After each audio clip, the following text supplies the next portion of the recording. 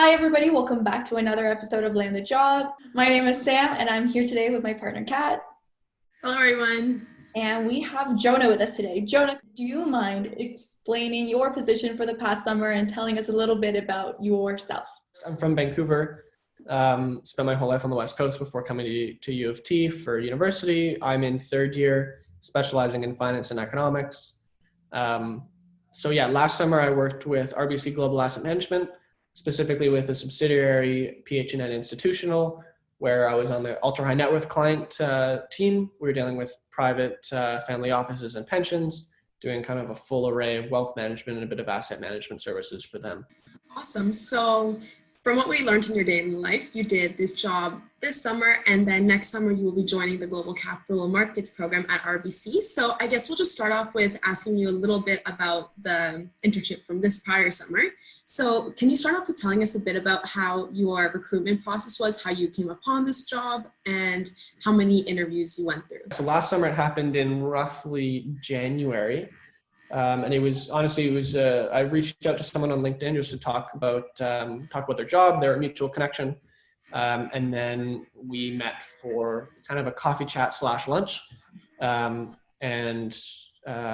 that, it was kind of basically unofficially said that I was now in the running for this position, but I still had to apply on Portal and stuff. And so I applied on Portal, my resume got pushed.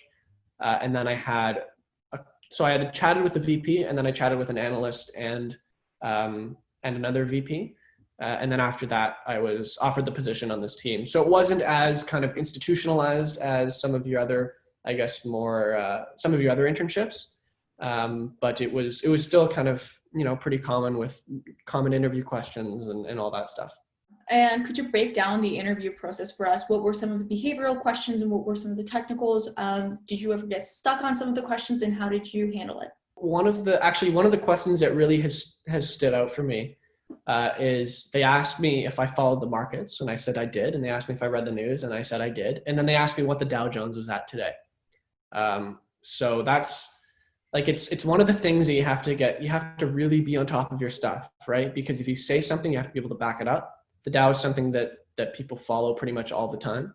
And I hadn't the foggiest idea what the Dow was at. I knew it was somewhere in the 27,000 range. But I was just honest. I said, honestly, I have no idea. I didn't try to guess and stuff. And I think that they appreciated that I just said, honestly, I don't know what the Dow's at. But that was one of the tougher ones. But after that, it was kind of your common behaviorals. And, as with every interview, as long as it turns into a conversation, you've done a good job. So that was, I think, one of the big things for me. Awesome. And how many rounds of interviews did you have to go through? Was it just one round or was it multiple? It wasn't necessarily rounds. I just had 3 different interviews with people. So I think 3 would be the. Yeah. Awesome. So I guess we can actually move on to your incoming internship for next summer. Can you tell us a little bit about how you actually recruited for that? I guess it might have been a bit different since it was from an internal perspective. So if you could just start with telling us about how you got that process started. I got offered early September, and the main recruiting stuff happened middle to end of August. But I was coffee chatting people throughout the entire summer. So I'd coffee chatted people in investment banking and sales and trading and equity research and stuff. I really wanted to be at RBC. So I was reaching out to people throughout, and then the application came out on the portal. And then I applied basically through the portal. And then I got an offer for one of those HireVue video interviews. So I had to go through the video interviews on HireVue, and I had to do, one of those basically sliders, this or that type question interviews. And then after that, I was offered a first round. And my first round was with 3 or 4 different analysts from equity research, from sales and trading, from a few different desks around RBC Capital Markets. And then after that, I was offered a super day, final round super day. And that was probably one of the more intense interviews I've ever done. Basically 2 hour or an hour and a half, and then 3 different interviews during that hour and a half with 3 different panels of managing directors and directors from around RBC Capital Markets. And then after that, I got the call later that night. Actually, I think it was around 9 or 10 at night by the head recruiter. Oh, exciting. Yay. And what did you do to prepare for these interviews? Yeah, throughout the summer, I became obsessive over the news. And I honestly think that's what got me hired, because at the end of the day, that super day was basically me talking about current events with a bunch of directors for an hour and a half. So in order to prepare, I read the news. I was reading the news every day throughout the day. I could talk for like 30 minutes on any topic you wanted in any asset class. And I had also done a bunch of stock pitches and stock valuations, and I think that added a lot of body to my application. But yeah, for preparation, like your sales and trading and your IB interviews are pretty common, or I mean, they're pretty standard formats, right? So you're gonna have your behavioral questions, then your technical questions. So it was just a matter of preparing all of them. So you mentioned that this was a really intense process. Can you tell us maybe a few questions in particular that kind of stumped you, or just the sort of questions that they would ask in sales and trading?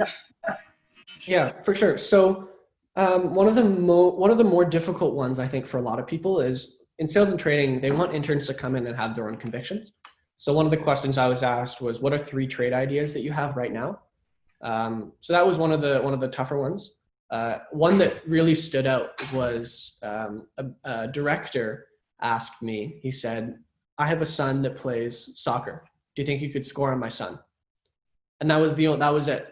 So that was one of the more interesting questions. And the answer to that question is you have to ask questions, because I asked him, I said, like, first of all, I had no idea how I was going to answer this. So I figured, okay, well, why don't I start by trying to buy some time by asking questions. So I asked him how old his son was, how long he had played soccer for, and what position he played. And he said, my son is 5. He hasn't played soccer that much, and he doesn't really have a position. So obviously I could score on him, right? But basically they're just looking for someone to ask questions. But yes, that was one of the more difficult ones. And then actually one that stood out, and it's funny, like lucky that I got the job, but even though I got the job, I still go back to think about this question. One of the managing directors, she asked me, what are some headwinds facing capital markets right now?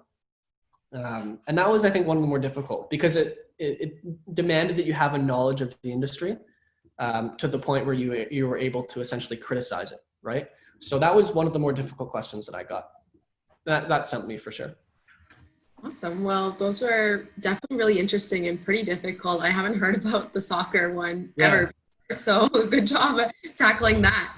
But I guess we just want to thank you so much for being here at MIF Intelligence. We really learned a lot. I know I have it. I'm sure Sam did, as well as anyone else who's watching. So thank you so much once again. And for anyone who is watching, if you'd like to learn more about what Jonah actually did for summer 2020, make sure to check out his day in the life video.